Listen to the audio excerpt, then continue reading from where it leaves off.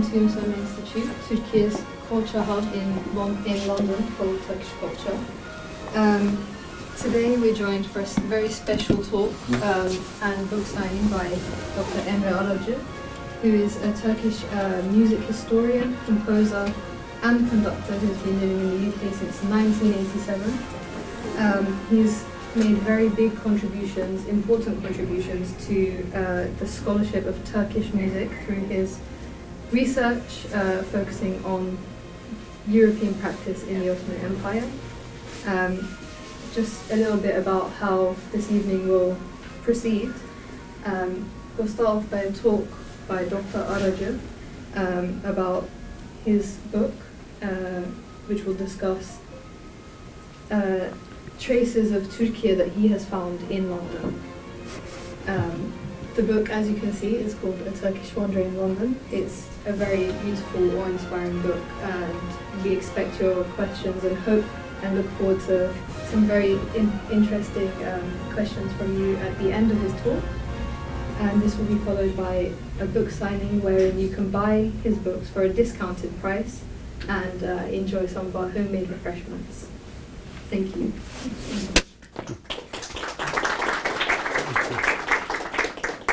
Thank you very much. Good evening, ladies and gentlemen. I hope you can all hear me. And welcome to this event of Turkish Wanderer in London.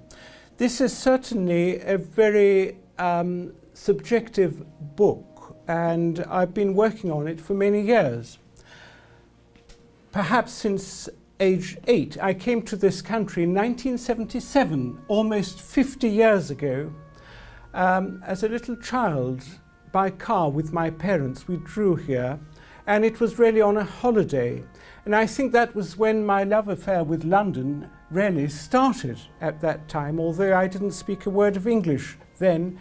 But little did I know that I would end up in this country and study here and do research and graduate from London to Edinburgh and finally, eventually, living up on the southeast coast of England overlooking France.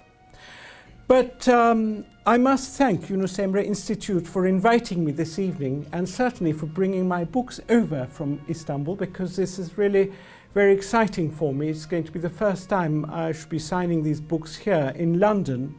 Although they're about London, they exist only in Turkish language, not English. But let me tell you a little bit about how I came about putting this book together. I love going around old bookshops in London, and I hope I can work this. Let's try. I'm never good with technology, you know. Can I ask you to do the, please? You see, it's magic. Every time I'm going to ask you to do it, please. Thank you very much. Well, I love going around old bookshops, second-hand bookshops. In fact, the reason why I suppose I became a music historian is thanks to London and Farringdon Road, the old book market of George Jeffrey, which really goes back to Dickens's times. And there are these on the curbside, this old man would bring these sack full of books from old stately houses, and they'd be literally spread all over the pavement, and people would be fighting over. I mean, there'd be first editions, incredible books, scores, and that's really in the 80s when I came here to study music. I discovered that spot in London, and I found, not there but subsequently, a delightful book by a man called E.V. Lucas, so much so that I have his original card that he posted from his home in Kent. And the book is called A Wanderer in London. It's a really beautiful, romantically written book, something you wouldn't really find in this day and age. So he's very nostalgic about horses and carriages and disappearing from Piccadilly and from the streets of London. And I fell in love with this book, because Lucas not only wrote about London, he wrote about Paris, Florence, Rome, Venice and Holland. These Wanderer series are absolutely fascinating, a bit dated, but was written in 1906, and he says, I quote, rather as a description of London from an impressionistic and personal point of view than as a guide. So that's exactly what inspired me in my book. So it's really, although it is a guide, but it's a very personal book, and you will discover soon why. And let me read another from his introduction. London, whichever way we turn, is so vast and varied, so rich in what is interesting, that to one who would wander with a plastic mind irresponsibly day after day in its streets and among its treasures, there is not a little difficulty in deciding where to begin, and there is even greater difficulty in knowing where to end. Indeed, to a book on London, to 1,000 books on London, there is no end. Hence my inspiration. So a wanderer, a Turkish wanderer in London, is book 1001.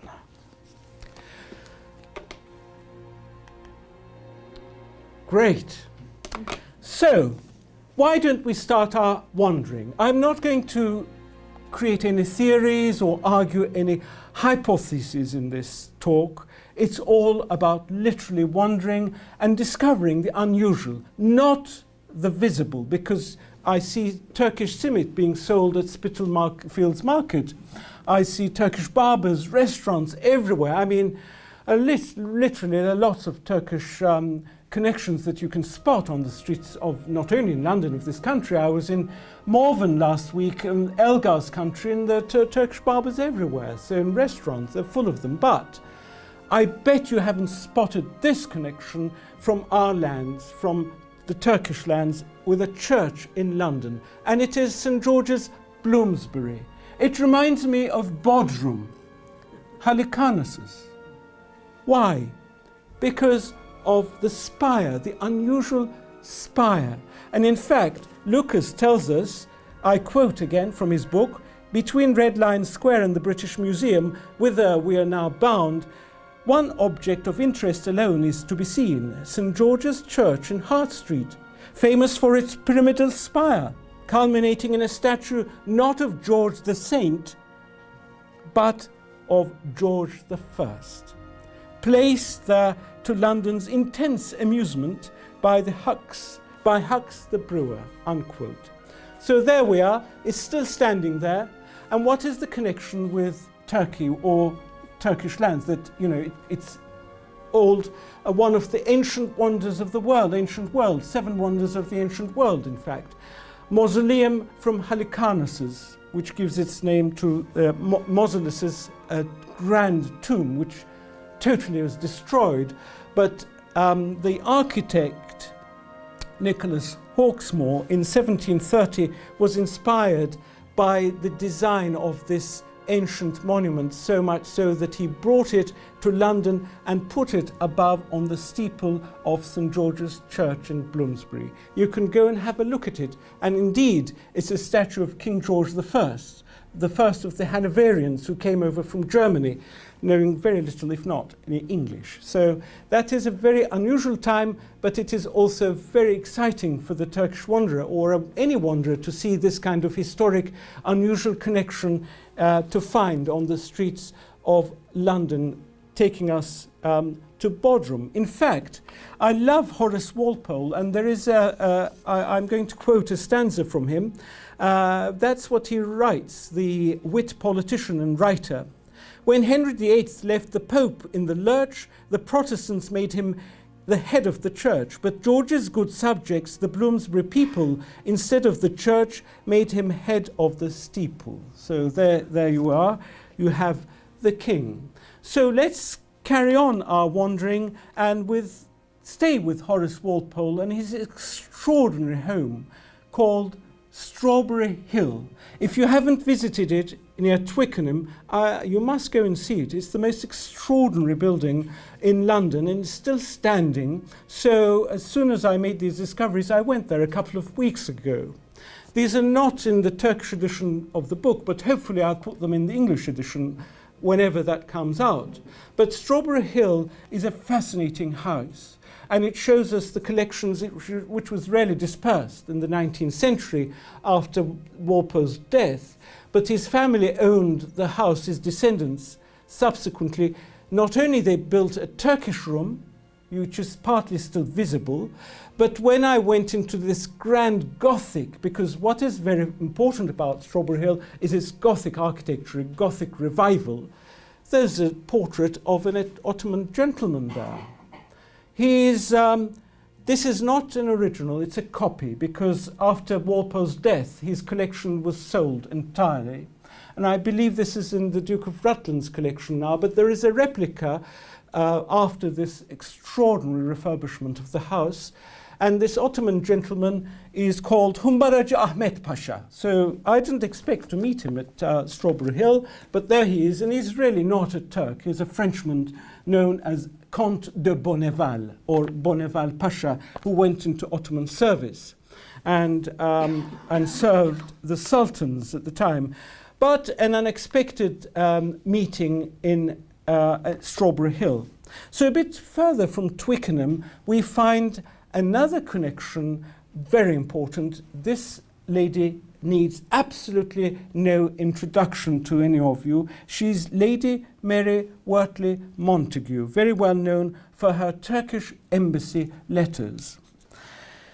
Really a fascinating life. Unfortunately, her house in Twickenham hasn't survived. She was next door to Alexander Pope. In fact, Pope was a bit infatuated with her, but subsequently matters soured and there was great enmity between the two.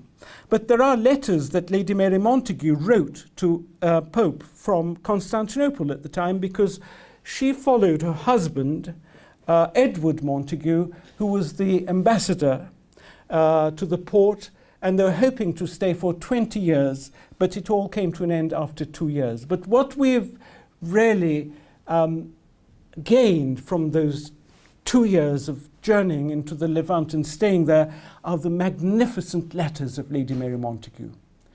They were pirated. Thank God they were, because after her death in 1762, this pirated edition came. This is one of the earliest editions, 1778. I'm holding a book. So imagine how many people held this book and read it in candlelight. 1778. This is original. Let me read you a passage, because you know how they survived these letters?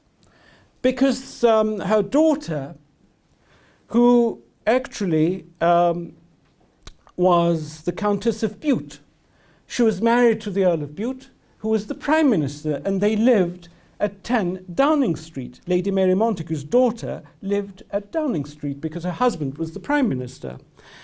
But her memoirs were a bit scandalous.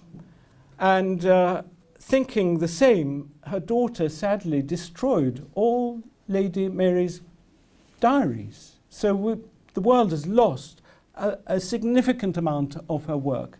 But fortunately, just before she died, she entrusted her letters to a reverend in Amsterdam, who then subsequently copies were made, and these pirated editions came out. Unfortunately, they did, so we know from these editions, and subsequently, of course, she became posthumously very celebrated for these Turkish embassy letters. Let me read this, 1778. She goes to a bath in Edirne, and it's dated April the 1st, 1777. She's writing this to Lady Rich in London. In one of these covered wagons, I went to the bagno. About 10 o'clock, it was already full of women. It is built of stone in the shape of a dome with no windows, but in the roof, which gives light enough. There were 5 of these domes joining together, the outmost being less than the rest, and serving only as a hall, where portress stood at the door. And she carries on. I mean, these are all published, you can read it. But I believe upon the whole there were 200 women, And yet, none of these disdainful smiles and satirical whispers that never fail our assemblies when anybody appears that is not dressed exactly in the fashion. They repeat it over and over to me. Güzel, pek güzel. Turkish in the 18th century in a pirated letter from the collection of Lady Mary Montagu. She was baptized in St. Paul's Church and buried in the Grosvenor Chapel, and I'm going there tomorrow to find out because I haven't actually seen it. So, but there are monuments around for her really in this country. So from St. Paul's Church to St. Paul's Cathedral, I bet you haven't seen this advertisement of a huge Turkish carpet that is going up to St. Paul's. And this gentleman there was a carpet dealer, but he was also the Lord Mayor of London. When Lucas published his book, he was the Lord Mayor of the City of London, William Treller, and he had a big carpet business. And the way he advertised it, this is in my collection, an original of that era, an Edwardian newspaper advert that he said, in the shadows in St. Paul's and Ludgate Hill was clad with a long, big Turkish carpet. But Turkish carpets were indeed very, very popular in this country. Have you seen this Holbein portrait of Henry VIII? He's standing on an Uşak carpet. And in fact, we do know from records that after the king died, there were 400 Turkish rugs recorded in the royal palaces. And I love the motto of Treller Carpets Factory and the importers. They had a motto, weave truth with trust.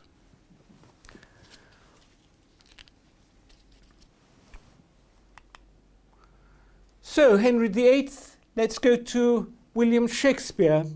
One of his plays, of course, is about Henry VIII, like many historic and famous plays. But I'm going to show you Hamlet, one of the first Ottoman editions of the play that is now in the library of the Travellers Club on Pall Mall. That's where I presented one of my, in fact, the very first presentation of this talk took place there.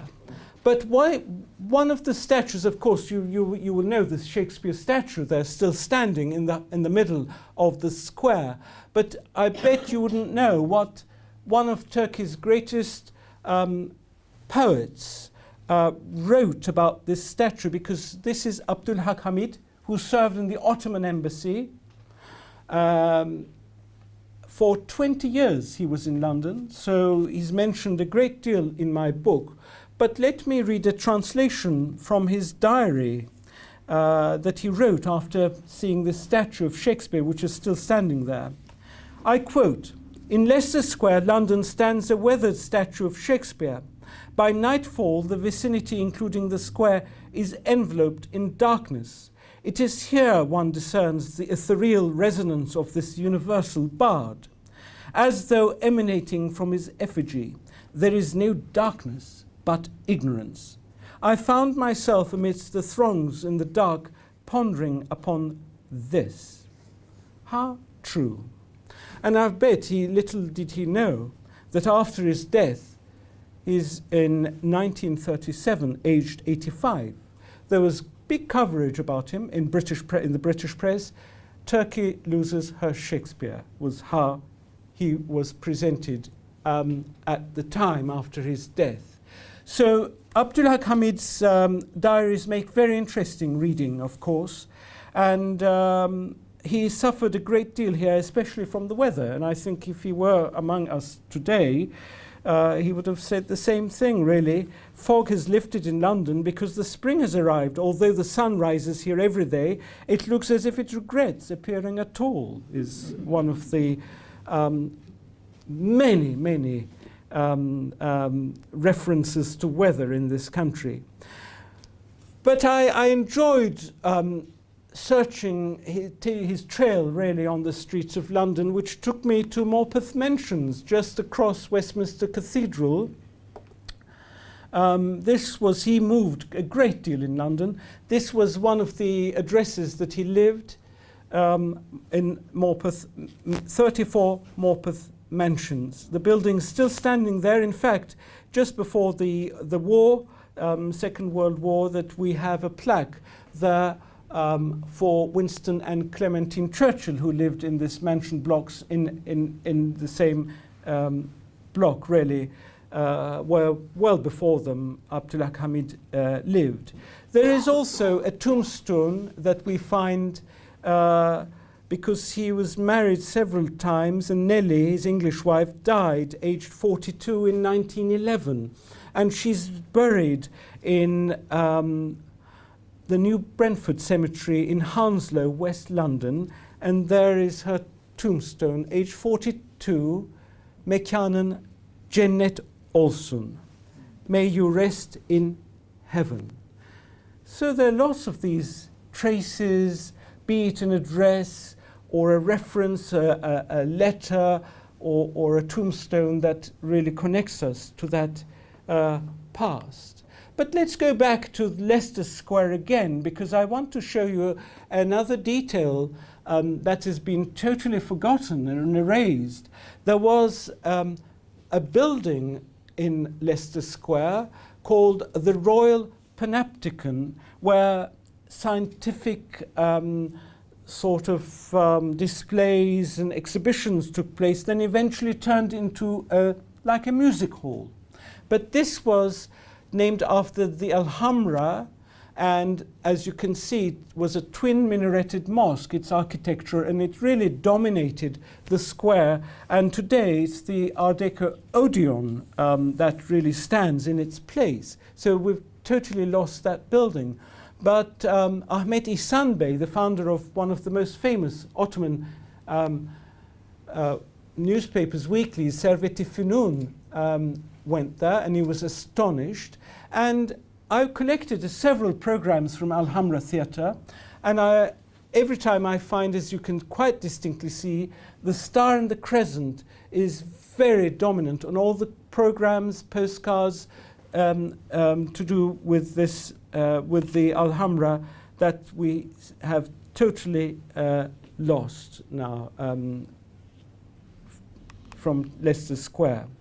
But there is another star and crescent not far from Leicester Square, and that is actually on the breast of Lord Nelson, because he fought against Napoleon, well, for the Turks when Napoleon invaded Egypt.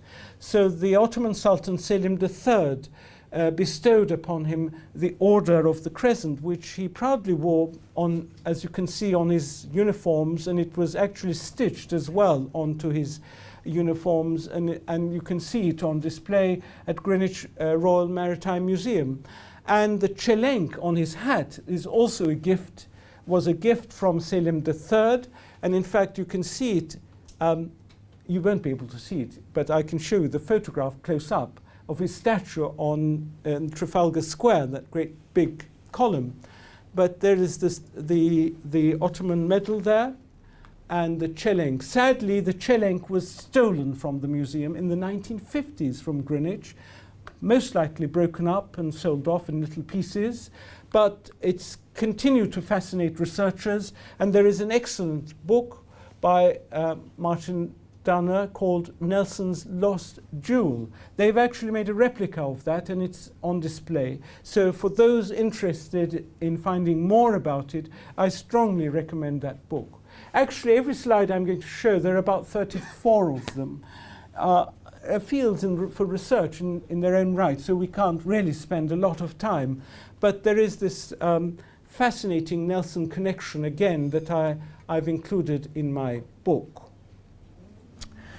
Well, a bit further on, let's carry on walking, and we come to another part of London, and in fact, we're very near the world of Mrs. Dalloway and Virginia Woolf here in Bloomsbury, Fitzrovia, I mean not far, just next block with Fitzroy Square. But I was absolutely fascinated when I read The Voyage Out, where she writes, Virginia Woolf, I quote, this was published in 1915, and of course this is John Rennie's magnificent old Waterloo Bridge, not what we have today. Sadly, they never replace beautiful old bridges. But this is what she writes in the novel. Sometimes the flats and churches and hotels of Westminster are like the outlines of Constantinople in a mist. Sometimes the river is an opulent purple, sometimes mud-coloured, sometimes sparkling blue like the sea. I suppose you have to be Virginia Woolf to be able to see the outline of Constantinople in a mist when you look at Westminster, but that is artist for you. It is the imagination. It gives an incredible power to the creative mind. And her literature is full of connections to Turkey, because she visited from 1906, 1910 twice, and really recorded it in great deal. And you find in many of her novels references to the city. When Mrs. Dalloway, for instance, left her house in Westminster on a June morning in 1923 to buy flowers for her dinner party that evening, in her flashbacks she recalled her visit to Constantinople, where she had failed her husband Richard on many occasions. Of course, but she also depicted the mist of Istanbul. And let me read you a quotation from her. But on the whole, the most splendid thing in Constantinople is the prospect of the roofs of the town seen from the high ground of Pera. For in the morning a mist lies like a veil that muffles treasures across all the houses and all the mosques. Then as the sun rises, you catch hints of the heap mass within. Then a pinnacle of gold pierces the soft mesh, and you see shapes of precious stuff lumped together, and slowly the mist withdraws, and all the wealth and of gleaming houses and rounded mosques lies clear on the solid earth, and broad waters run bright as daylight through their midst. It is such a sight as you can watch at all hours, for it is so large and simple that the eye has always much to speculate upon, and there is no need to compose it with careful forefinger. Nature and art and the air of heaven are all equally mixed in vast quantities with a generous hand. Wonderful. So you can really feel the mist of Istanbul lifting one morning, in the words of Virginia Woolf. It is so fitting because I took you on a walk with Mrs. Dalloway, but this diagram, this lovely diagram, because you can walk London, it's in a day. It's wonderful. And I couldn't recommend more this annotated Mrs. Dalloway, which takes you through all the landmarks that the book that Mrs. Dalloway walks. And you know who's prepared this for publication? An Oxford scholar called Dr Emre. And it's a fantastic book, and I really do recommend it. And I did part of the walk myself, but there is... Anybody recognize this building? Let me test your knowledge of London. Any offers? No? It's palatial, certainly. That's the interior. No. No, nobody knows it. It was palatial and it was demolished. Sadly, we're getting there. Thank you very much. It is a Grand Ducal house, not Northumberland, Devonshire House. This is Devonshire House, the Duke of Devonshire's London seat. At one time, all this sort of road, Piccadilly, Piccadilly were really the one palace after another. Have you read Brideshead Revisited? It's like the end of Brideshead. All these houses, Marchmain House, they were demolished. But this gate, that survives. It's still there, Green Park, with the Devonshire colours, blue. Go and have a look at it. It's the only surviving structure in London from the Devonshire House. But what does it tie to us? Why are we interested in Devonshire House as a Turkish wanderer on the streets of Edwardian London? Because Abdülhak Hamid Bey has certainly been there. He mentions in his letters and diaries, I found references to the balls at Devonshire House. I mean, he's a diplomat after all. But there's the gate, and there's my photograph. There's the 6th Duke of Devonshire, Bachelor Duke, who's known as Sultan Mahmud II. And that's his magnificent other seat, which I was there last summer visiting a gardener friend, and I stayed overnight in the gardener's cottage. Chatsworth. Magnificent. Well, the 6th Duke went to Istanbul, and he was fascinated by his visit, and he enjoyed his time enormously. His gardener, Paxman, built incredible greenhouses for Chatsworth, and he also designed the Crystal Palace in Hyde Park, the great exhibition. So he was an enlightened man. He knew musicians. He had a bust of Rossini. He loved composers, and he patronized artists, but he fell in love with Constantinople. And you know what he did? He had an audience with Sultan Mahmud II. On his return, he hung his portrait of the Sultan at Chatsworth. I'm as yet to see it. And brought back his kayık from Bosphorus. And he put it in the great hall, painted hall of Chatsworth. Again, it's not there anymore. I think it's in storage. But it's a lovely story. It was on many postcards for many years in this great hall of Chatsworth, a lovely connection to the Bosphorus and his time in Istanbul. And in fact, my lovely book, A Wanderer in London, Piccadilly between Hyde Park Corner and Devonshire House is still eminently a promenade, but only so far as Devonshire House.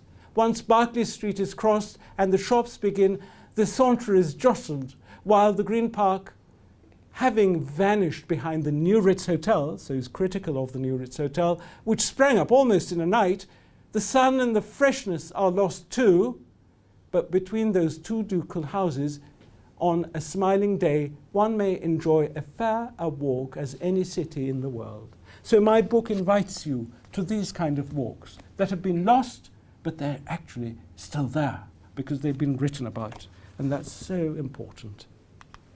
So let's move on with our wanderer friend, Lucas. Lucas was a member of a cricket club, and it was founded by J.M. Barrie, writer of Peter Pan, Kensington Gardens, The Statue, one of my favorite books, of course, of many Turkish readers too. İş Bankası Yayınları published, who also published my books, and I find that really wonderful, Peter Pan. But J.M. Barrie's, do you know what his cricket club was called? Allahu Ekberis. I think in the most British eccentric tradition, there it is, I've got the original book that he describes his cricket club. And the members, what a lot. E.V. Lucas, my goodness, P.G. Woodhouse, Jeeves and Worcester. I haven't come to that bit yet, his Turkish bath, Sir Arthur Conan Doyle, Sherlock Holmes. My goodness, so this was quite an amateur cricket club that they got together. But there is a letter, and I have this original letter too in my research. I found this original letter, and it is from the secretary of Sir James Barrie. From the secretary of Sir James Barrie. This is, dear Miss Carroll, in answer to your letter, I'm writing to say that owing to a prohibitive number of appeals, Sir James Barrie has reluctantly been compelled to make an absolute rule against autographing any more books. I'm so sorry not to be able to ask him to make any exception in your favour. Dated 31st of December, New Year's Eve, 1935. So poor girl was so disappointed to receive this letter and not a signed autograph copy of Peter Pan from Sir James Barrie. But you know where this letter was written from? The address, Adelphi Terrace House. That's where Barrie lived in London, Adelphi Terrace. There's a blue plaque, Sir James Barrie, amongst other many luminaries. Doesn't mention one luminary that concerns us. And you know who that was? The very first Turkish ambassador, Yusuf Agah Efendi, lived in the Adelphi. It was a magnificent 18th century townhouse, really the earliest development of the Adam brothers. That's why it's called Adelphi, brothers of this mansion. They're flats. It's mentioned in Dickens. You find it in references. I think I read David Copperfield, there's a reference. But there, when the first ambassador, 1793, he arrived in London in December, he found lodgings before moving on to other premises, but that's where he lived for a while, in the Adelphi. It was the most fashionable address in London. Parts of it still stand. Most of it is demolished, but it's still there. And you know where the ambassador met his first London society? Was a big, hit with the ladies, particularly Covent Garden Opera House. I enjoy reading these old newspapers because you know what's going to happen in the future. He's just arrived in London and they executed the king in France because they had the revolution. So it's an extraordinary feeling to command the past. But what is also so extraordinary is that we find with Yusuf Agah Efendi not much has changed. Let me read from the Times newspaper that he had an interview with the Prime Minister Pitt at the house of the latter in Downing Street, and after staying about half an hour and drinking coffee with the minister, returned to his hotel. At the time, he was seen in a very elegant carriage.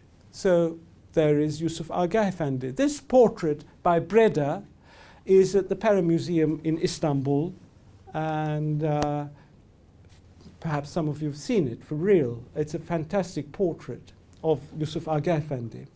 And this is Agah Efendi's London, 18th century London. So we have British regiments dressed like this. Have you seen a British regimental musician in that mehter costume, Turkish Janissary musician? So he would have found on the streets of London British regiments, military bands parading in Ottoman costumes, these exotic costumes, and they're often slaves from the Caribbean.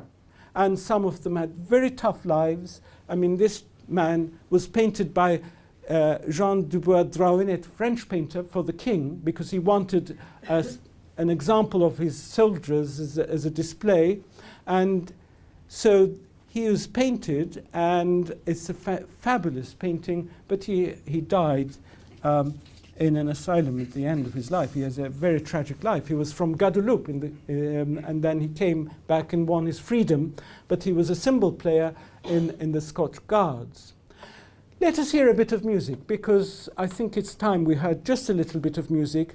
I found this many years ago in the British Library, the Turkish Ambassador's Grand March. So one of the composers, W.P.R. Cope, capitalized. I mean, he wasn't paying homage. It was like musicians do all the time. Capitalized on the fact that there was an Ottoman ambassador in town, so he wrote this march. And let us hear a little bit of it, perhaps about a minute or so. Thank you. The Turkish Ambassador's Grand March.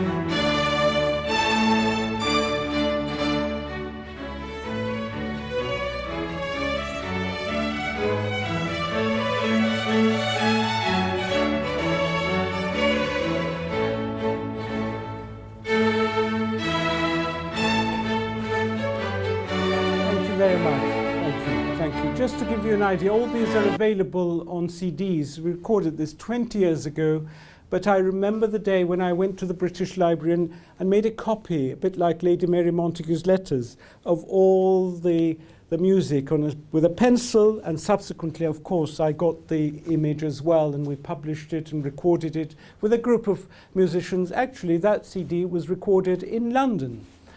And do you recognize this building? I'm sure this one you can recognize.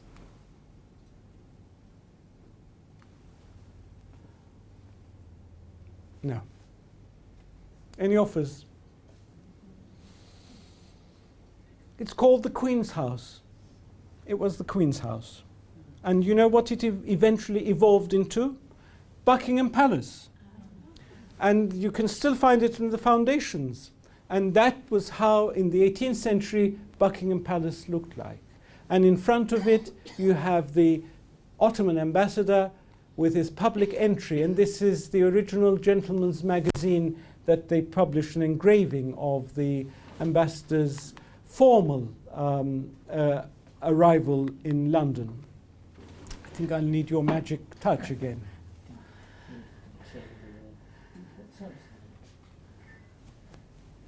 Thank you. Thank you very much. Thank you. And let's go inside Buckingham Palace at the time. This painting is by a very famous painter called Zoffany. And this is Queen Charlotte with her children. This is Prince George.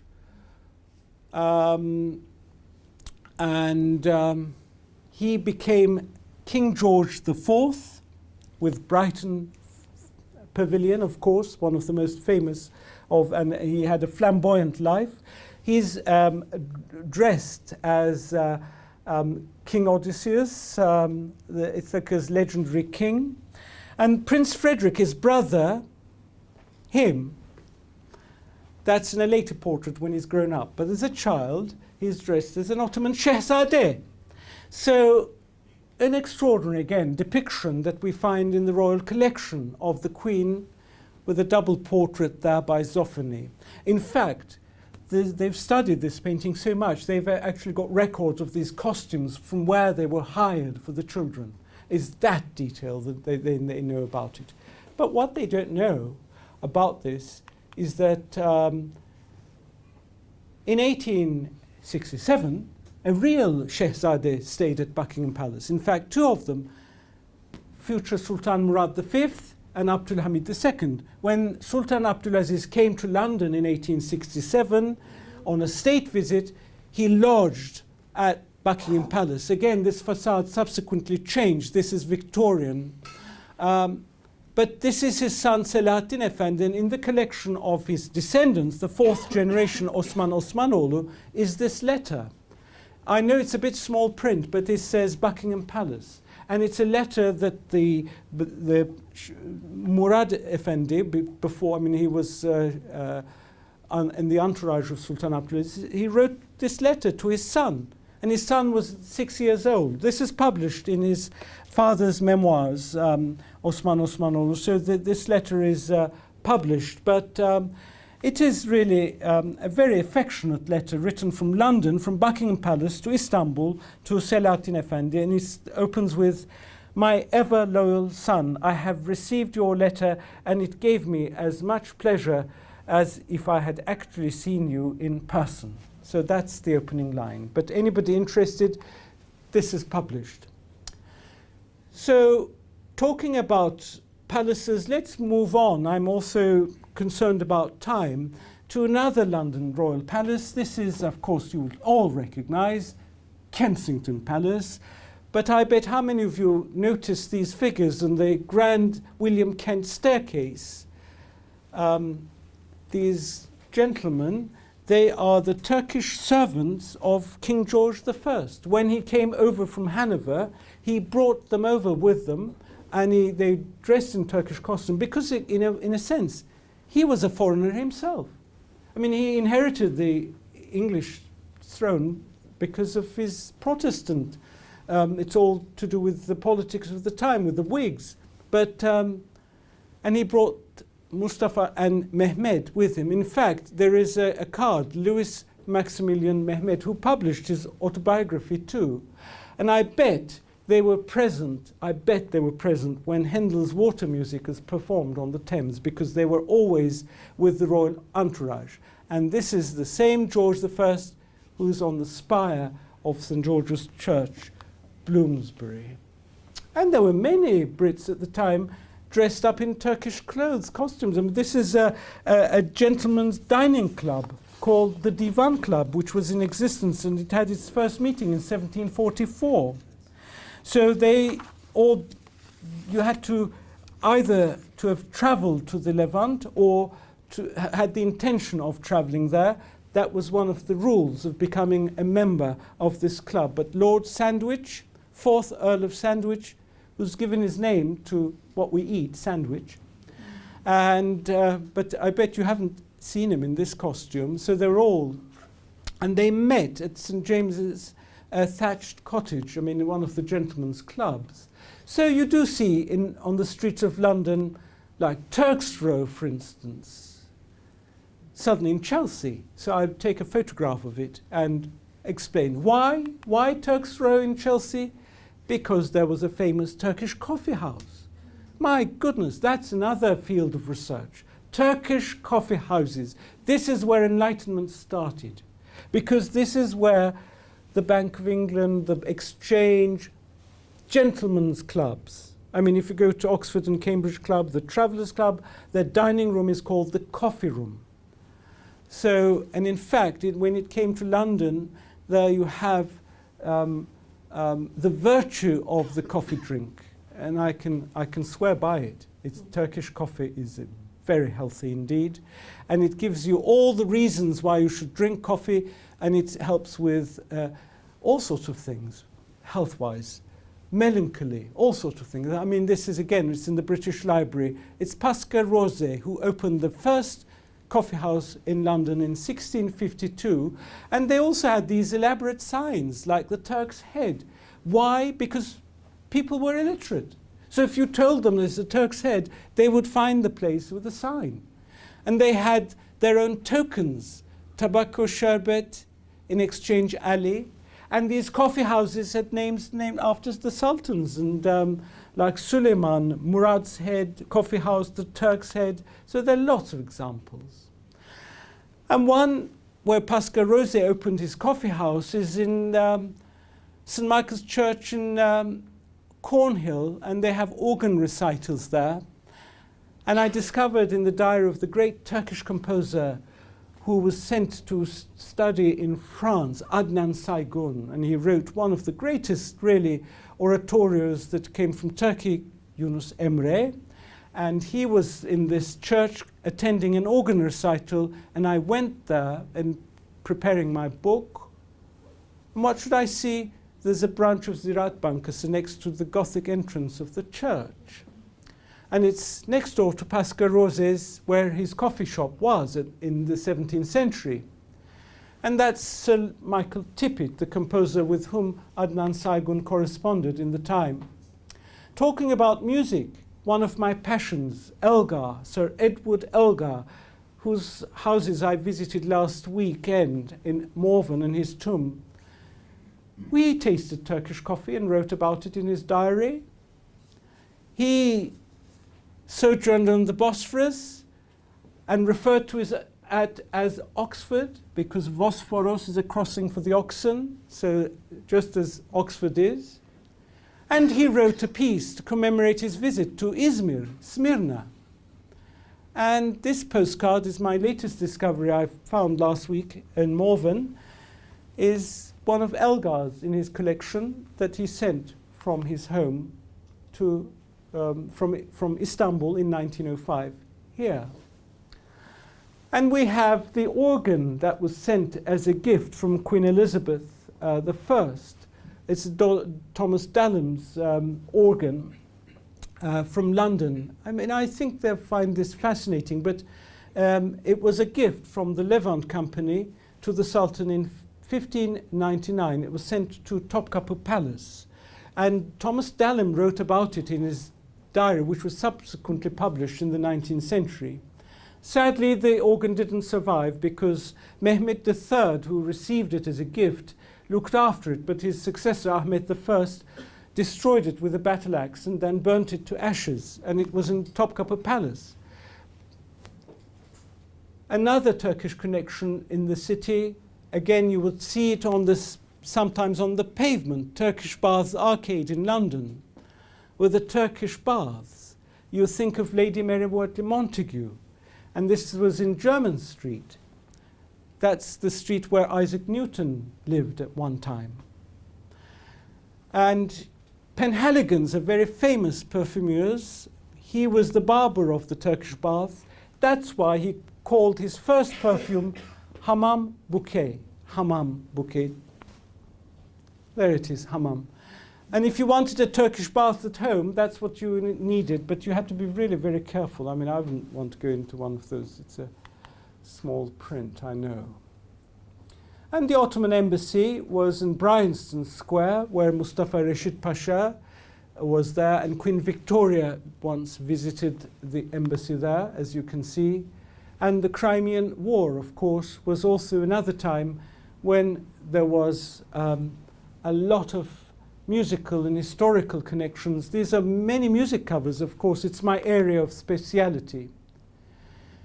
And including the Sultan, of course. Abdulaziz appeared on the cover when he was given the British Order Knight of the Garter. The ceremony took place on board the royal yacht on a very stormy day, as you can see. The Sultan's visit. Now let's listen to our next musical and final musical sample, and then I'll bring my presentation to a close, and I will ask for a few questions if you may have any. And this is La Gondole Barcarolle that was composed by Sultan Abdulaziz. If we can hear that, please, just a minute of that. Because when he was in London, Prince of Wales gave a dinner. And at the dinner, as a surprise to the Sultan, they played his own composition, La Gondole Barcarolle, which we're hearing at this very moment in the background. But there is also the, as you can see, newspaper advertisement, Barcarolle composed by His Imperial Majesty the Sultan, that I found in the archives.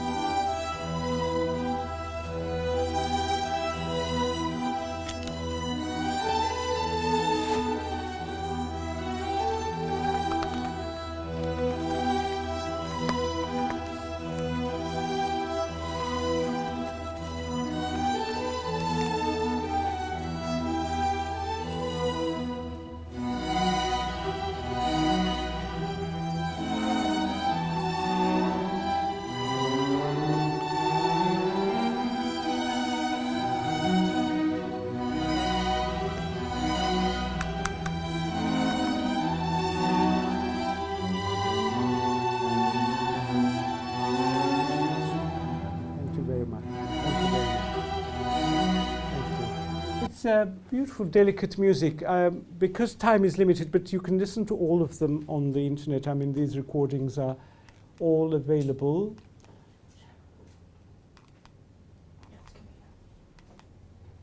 There we are. So finally, when the Sultan came to London in 1867, a grand concert took place at Crystal Palace to an audience of 30,000. And the British chorus of 1,600 singers sang an ode in the original Ottoman language. And the Times newspaper published this stanza: all the west with light is glowing, all the east with light ablaze, eastern night is western darkness, eastern suns bring western days, east and west should join as sisters, side by side their voices raise, singing on the day of gladness, songs of welcome, songs of praise. But I want to leave you with a quotation from Ahmet Hamdi Tanpınar, one of my favorite writers from Turkey. He was in London too, and he liked the city very much. And this is how he describes the swans in Hyde Park. And the day I came back, after having just got my book published in Istanbul with a copy of it, I went to a bench by the Serpentine, I opened this book, and there were the swans. And I read this, of course, in Turkish, but let me read it to you in English. And with this, I bring my presentation to a close. Yesterday morning, I went to Hyde Park at dawn. I watched the swans flying. No dream could be as beautiful as this. The arrival of those pure white creatures felt like a message, especially the swan's flight and its graceful progress with wings spread upon on the water are surely among the most beautiful sights one can behold on earth.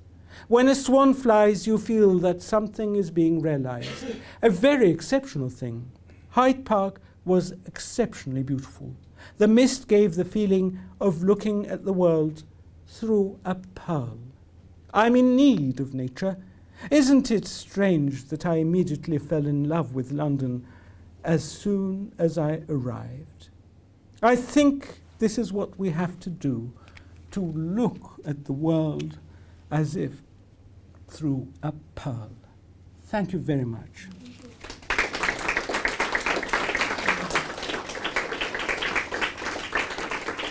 I'd be happy to answer any questions. If not, I'd be happy to sign books. Thank you, Mehmet Bey, whatever you wish me to do. Thank you very much, Dr. Aracı. It's very insightful, interesting talk. But Obviously, with this talk, we will look around in a different way to Thank you. Looking for these things when you mentioned. So I think probably the audience will ask some questions. thank you.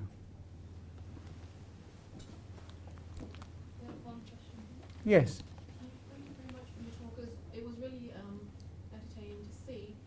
I'm just curious on what methodology you used to look for these historical significance. My heart. Really, Answer. honestly, my heart. My instincts, my artistic instincts, nothing else. No methodology, none whatsoever.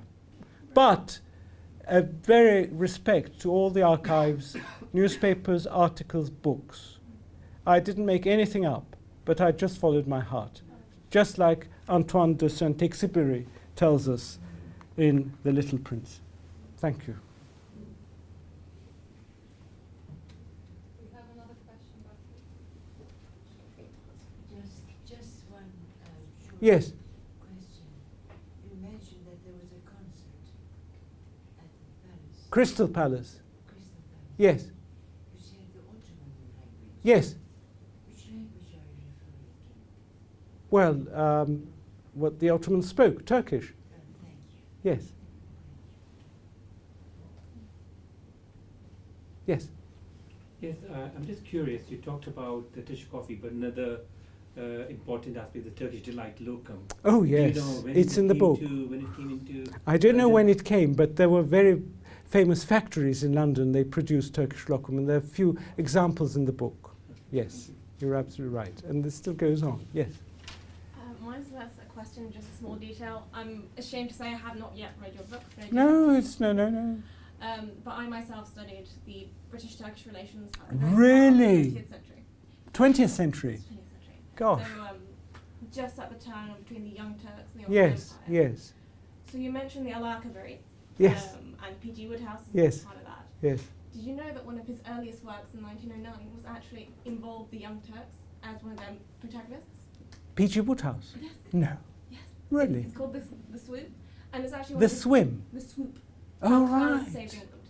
And essentially it's 1909 and a bunch of armies, including the Young Turks, which were known as a Really? petulant bunch of boys, the Mad Mullahs and the Really? Chinese. I can't How remember the term, fascinating. It's quite racist, but it's Is- Well, the P.G. most. Wodehouse Yes. in the 1900s. But Yes. he actually does mention that they are, you know, the Gosh. existence of the Young Turks. Thank you And very there are much. very few copies of it left, but I shall look I out can't for name them, one. guys. But thank you for telling me, because I love Jeeves and Wooster stories and Blanding Castle, you know, but that I didn't know at all, so I shall look out for that. And this is the joy of these kind of talks, because you learn at the same time. Thank you for your contribution. Thank you. Another question. Yes. Emre Bey, I came to the debate. You mentioned here about Turks had pubs, the first one, and second one, next to you told Ziraat Bankası. Yes. Next to there is a national Turks banks. Do you know any idea? No, but there was the Ottoman Bank in the city in the 19th century, but the one you mentioned I don't know. But the Turks had pubs, yes, I have just referred to one of the signs. But that is also an area of, I mean, there's so many of them around in the country, yes. Turks heads? Yes, oh yes. I mean, I went to Northumberland, there was one there. Exeter, there's one there. So you see them around quite a lot. It's an area of study in its own right, I suppose. Yeah. So, if there one more question, yes, thank you. I will ask a personal question. Yes. I think you really love what you do,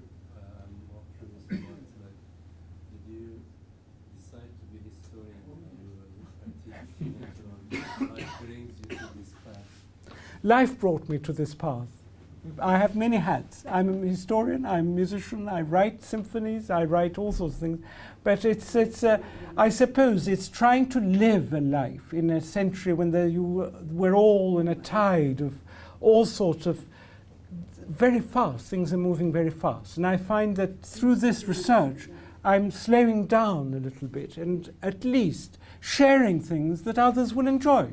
I mean, that's after all. If I read Tanpınar at Hyde Park and I enjoy it, my instinct is to share it with other people so that they will enjoy it too.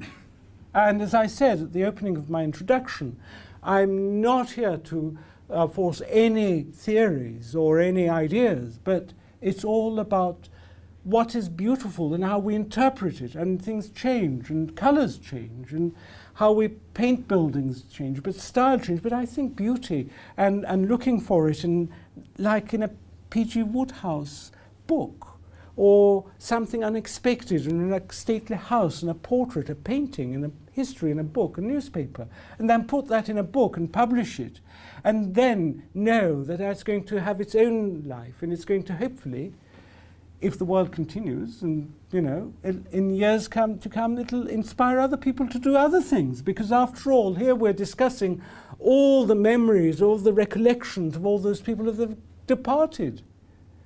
But somehow they live. I mean, we're in Fitzrovia. I feel Virginia Woolf. She hasn't gone. And there's so many people. So I think that is my essence. I'm sorry. You've asked a very personal question. You've got a very personal answer. Yes? You have mentioned a lot of famous people in your book, but were there like any commoners among the Turks that lived in London at the time? Surely there must have been, but they didn't make the newspapers, but I mean, there must have been, of course. Yes. I mean, I went by what I found, what I saw, what I discovered. But I mean, if you went round cemeteries, or you'd find other connections, leads, because one thing leads to another. And that is the joy of this detective work, because then you find something totally unrelated when you're looking at, like that postcard Sir Edward Elgar sent from Istanbul in 1905 to his daughter in Malvern, in Hereford. So I found that. So the sultans, when they came, who else did they bring with them from Turkey? Oh, a lot of ministers. Came with a big, huge entourage. I mean, he went to Paris first for the exhibition, award ceremony, then came to London and went back via Vienna. It was a big, big trip, and there's several books written about it. But as a music historian and musician, I was interested on the musical aspects. In fact, we made the world premiere recording of that cantata that was sung in Turkish language in Crystal Palace in Prague, and you can listen to it on the internet. It's on my website. I mean, all of this is there. Yes, thank you. Thank you so much. It was Thank you. Very insightful and interesting. Thank Inspires you. me to have a look around London with different Good. pair of eyes. That's exactly what I'd like to hear. In a way, it kind of makes me want to visit Turkey as well. Good. And I wondered to what extent your love of London is due to the strength of the connections that you found with Turkey, or to what extent is it a love that's independent of those connections and influences? I think it is, what I love is history, and I love a city that stands by its history. And I must be honest, my childhood was spent in Istanbul, and most of the buildings of my beloved childhood have gone. They've been destroyed, and it's sad to see. And it's happening to an extent in this country too, but not to that extent. So you can still see, I mean, on my way here, I just photographed a plaque for Charles Dickens. And I love that recollection of that consciousness for the past. And I think that I find most enjoyable. And I've also got a book about Edinburgh, because I lived there for 8 years. It hasn't been published. I wrote it. It hasn't even been published in Turkish, but one day I hope it'll be published. And there you find me addressing in a kilt on the streets of Edinburgh, because I do also enjoy Scottish dancing, and it's great fun. Thank you. Just one more. Yes, please. Since you're making music, would you be able to hear It's on the internet. Oh yes, it was published, it's released on a CD, it's recorded. Yes, yes, but you see, I work in a very 18th century manner. I don't follow sort of agents, and I just create, record, and leave it at that. But it's all there. If you want to hear it, you just write my name, symphony, it comes up, and it's there, because I do it myself. But it was recorded in Prague many years ago, and it's inspired by the sea, where I live in Kent, and all the memories. So yeah, thank you. Yes. How long did you take to collect all this material, and how long have you been wandering? I'm still wandering. It took me a lifetime, really. Really? Really, honestly.